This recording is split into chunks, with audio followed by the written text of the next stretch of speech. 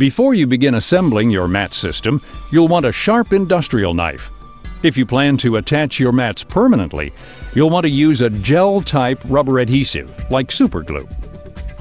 In the scenes that follow, we'll cover mat-to-mat assembly, ramp-to-mat assembly, corner assembly for custom configurations, continuous length ramp assembly, and mat cutting. Oh, and before we begin, it's important to note that Cushionese series mats are compatible with the NoTrax patented 551 MD ramp system. MD ramps are packaged rolled up in a box.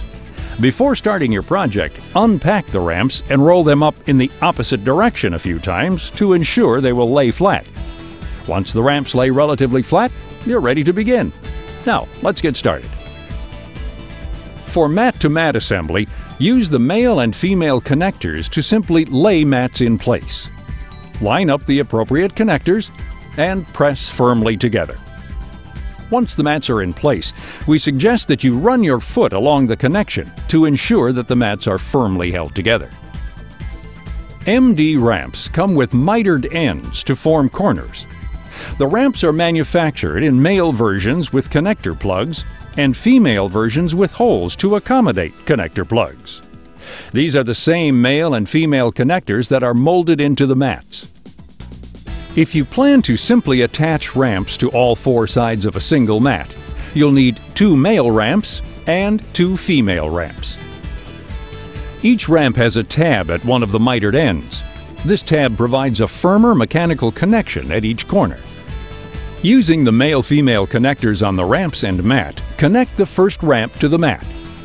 Then, connect the next ramp by positioning the female connector over the exposed male connector tab of the previous ramp and lock it into place.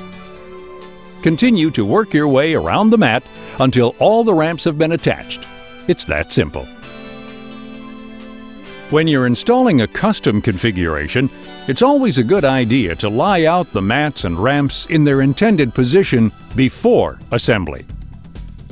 For an outside corner, you should cut the ramp along the outward-facing 45-degree mitered marking, or cut line C, found on the underside of the ramp.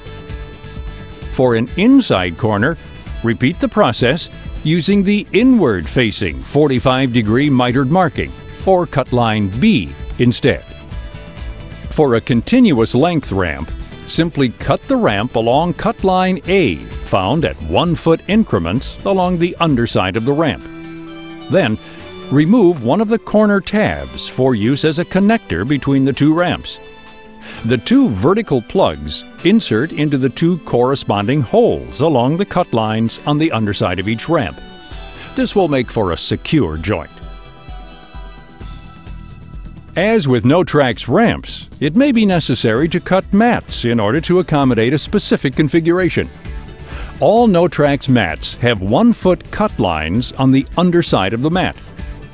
There are female connectors running along each of the cut lines on the underside of the mat to accommodate assembly to other mats or ramps at the new cut point.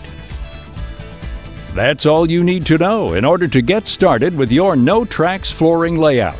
Thanks for watching. I hope we've answered any questions you may have had.